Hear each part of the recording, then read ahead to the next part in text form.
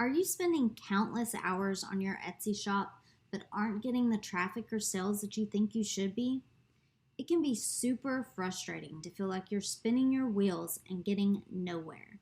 So, today I'm going to talk about the 5 ways that you may be preventing growth in your business without realizing it.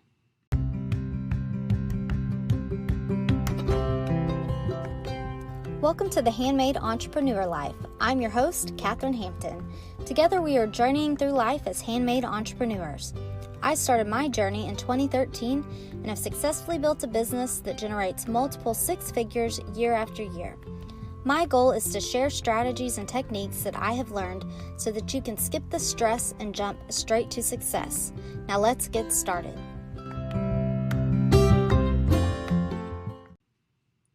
So hindsight really is 2020. Now that I'm several years into my entrepreneurial journey, it's much easier to see the things that I did along the way that stalled my sales and growth. When I look back, there are 5 specific things that I did that really stand out that I wish I would have done differently. But, you live and you learn, and now I can at least share that experience with you and hopefully help you make different choices than what I did. So let's talk about the 5 ways that you may be stalling your success and not even realize it. The first way is inconsistent marketing. Think about how many times a day you see an advertisement. We're constantly being sold to Facebook, Instagram, driving down the road, commercials on TV. Heck, I even get random spam text messages that are trying to sell me stuff I've never even heard of, which are super annoying. So don't try that tactic. But if we don't show up consistently for our customers, then they're going to forget about us.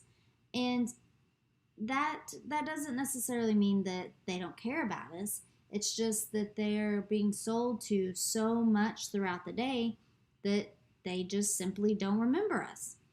So if we're not showing up for them, then they don't know who we are anymore.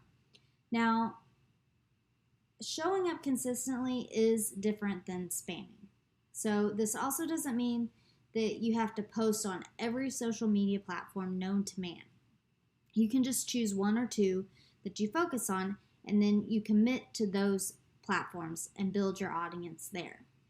Personally, I focus on posting consistently on Facebook, and then I use Instagram for networking with micro influencers in my market. Now, if you missed the micro influencer episode, I highly recommend checking out episode 8. It's titled How to Collaborate with Micro Influencers. I've decided to focus on those 2 platforms because that's where my target market spends their time on social media. Your audience may hang out on Twitter or Snapchat. It's kind of like Ariel on Little Mermaid. You want to be where the people are. That's what's going to lead to sales. So just figure out where your people are and post there. Another tool that you want to be sure that you are consistently using is an email list. If you go through the funnel and go through the work of getting subscribers to your email list, you've got to make sure that you're also putting in the work of advertising to them and communicating with them through your email list. If you take your subscribers through a welcome series and then you just disappear for 2+ months, then they're going to forget about who you are and unsubscribe when they do finally hear from you. At the bare minimum, they need to be hearing from you at least once a month. And I know that a common concern is that you're bothering them by sending them an email, but in this instance, there's no need to worry about that because they have literally told you that they want an email from you. They gave you their email address. They gave you the key to their inbox and said, yes, please send me emails. So utilize that. They've also done this with the presumption that you're going to provide them useful information, whether it's how to use their products, tell them what's trendy, or provide them discounts to your store. So please be sure that you aren't spamming them and that you are providing them useful content and not taking that key to their inbox for granted. The second thing that you might be doing that's stalling your success is failing to automate. As handmade sellers, it's not uncommon for us to try to do all the things. For most of us, we're starting a business by ourselves in our homes with minimal to no outside support. So it's perfectly normal to feel like you're trying to cram 36 hours worth of work and tasks into a 24-hour day. And that reason alone is the exact reason that automation is so important for your business. Programs that help to automate tasks are vital to increasing your productivity and decreasing stress. So things like batch scheduling social media posts through apps like later.com or Tailwind for Pinterest, they all help you to be present on social media while you're working on other areas of your business. You can also find virtual assistants on sites like Fiverr.com or Upwork.com to help with small tasks for relatively cheap. These are ways to hire help with actually committing to hiring a full-time or part-time employee. Now, it may take a few months before your business is generating enough sales to afford paying for automation, but it's super important for business growth. Before you scoff at hiring someone for $5, $10, or even pay $15 a month for an app, I want you to ask yourself if the monetary investment is worth the stress it will save you by taking it off your to-do list. That question right there is the exact thing that I ask myself and what I use to decide if I'm going to pay for something and if I'm going to do it myself. So I want you to just take a moment and think about that before you decide what you're going to do yourself, what you're going to keep on your to-do list, and what you may pass off to an app and automate or hire a virtual assistant to do for you instead. Another way that could be preventing growth in your business is not reinvesting in your business, not putting some of the money that you're making back into it so that you're helping to grow it financially. So what does reinvesting look like? There's several ways that you can reinvest in your business. One way to reinvest in your business is education. This is the first thing that I focused on when I started. I specifically sought out business education. I wanted to make sure that I knew as much as possible about how to successfully run a business. Now, you may also be interested in educational tools specific to your craft, but I highly recommend finding education that makes sense to you and your needs so that you can learn as much as possible. Now, the second area that I recommend investing in is a professional brand. So if you're not familiar with how to create cohesive branding for your shop or for your packaging, paying a professional designer may be something worth looking into, because having a cohesive brand helps to establish trust with your customers. Your customers look at your shop and it looks professional. Everything looks branded and like it's well planned and organized. It makes them feel more comfortable with shopping with you. So spending that money on that can help have a return of investment in customers purchasing from you later. Now, the third way that I recommend reinvesting in your business is paid advertising. Now, paid marketing is a great way to drive traffic to your Etsy shop or your website. So the topic of sponsored ads, it does require more of an in-depth discussion. So I'm just going to kind of hit the high notes on that and say that if you're going to start an ad campaign, stick with your most popular products or your highest converting items so that you can make sure that you're promoting products that you know are going to sell and you're going to get a good return of investment on. The main thing is that you don't allow your business and your business offerings to become stagnant. You have to keep up with the market, and by reinvesting in your business, you are allowing it to grow and you're allowing your business skills to grow. So this can mean buying better tools, enrolling in courses to refine your skills, or even hiring a part-time employee to increase your production so that you're able to make more or make it faster. But your business will need to grow and adapt to the market in order to continue to thrive. So by reinvesting in your business, you're expanding your reach and making sure that you're able to provide the best products and shopping experience possible for your customers. Okay, are you ready for this fourth one?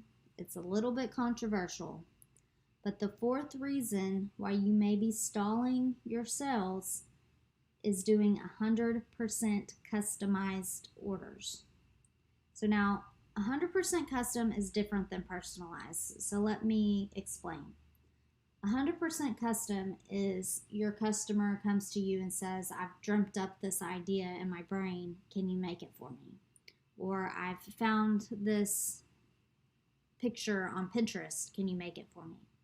Personalized is you have a design and you have a color chart or a font chart or a chart of some sort that they can choose from and make a combination, and then it's made to order from there.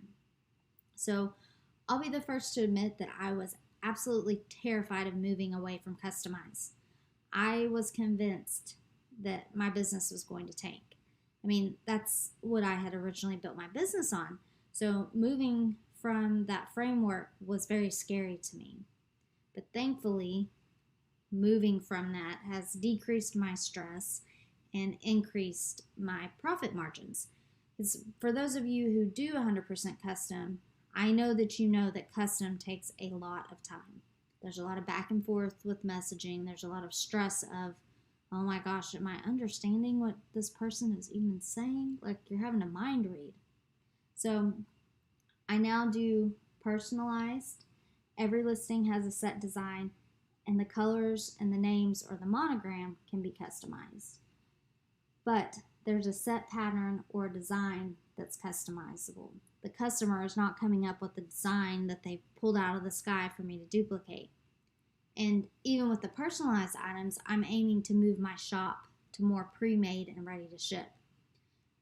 Right now, I'm doing about 60-40, 60% personalized, 40% pre-made. And my goal is to get to 20% personalized and 80% pre-made by this time next year. And I say this because when I calculate my hourly pay, it is significantly more when I'm not doing personalized. And if you're able to research the market and provide in-demand items, then you can build a sustainable business without selling custom or personalized items. You can still have a handmade business, but it's not made to order. You can still provide a product that people want, but not have the stress of making things as the order comes in. You can make them ahead of time and increase your hourly rate. Which brings me to my next point. My fifth reason of why you may not be making your sales and you may be stalling your sales, stalling your growth, is you're not researching your products. So another mistake you may be making is not selling to a specific market. It makes complete sense that you start a business, you look around and say, I will sell to anyone. When you first start your business, you are excited to sell to literally anybody. You want to sell anything to anyone, right? But unfortunately, this mindset can actually stall your sales.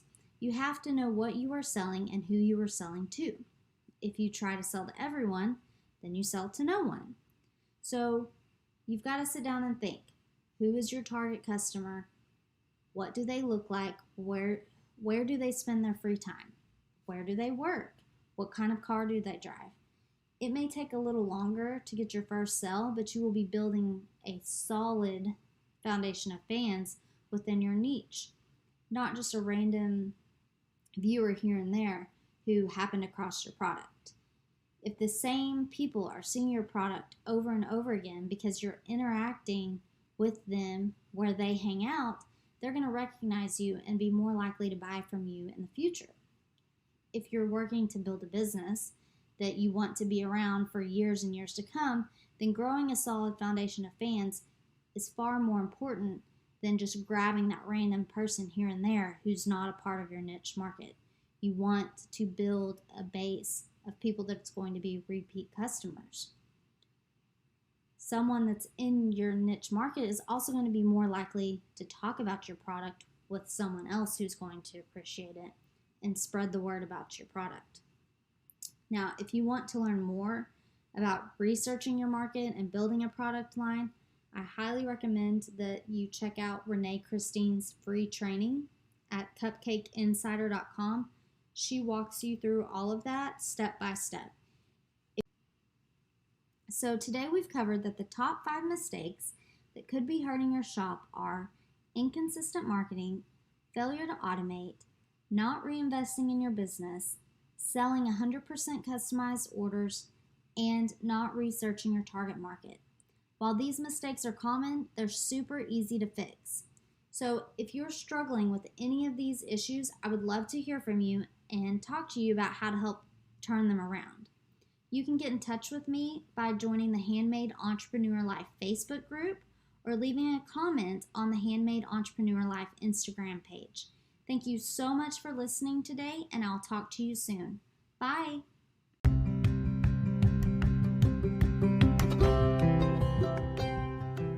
Are you currently struggling to make sales?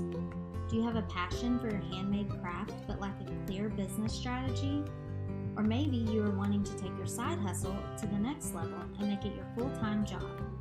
If any of this sounds like you, I invite you to check out my 30-day action plan, where you will receive a personalized one-on-one analysis of your handmade shop with a 30-day action plan and 2 follow-up email check-ins. For more details, please visit bit.ly/myshop.plan. The website is bit.ly/myshop.plan.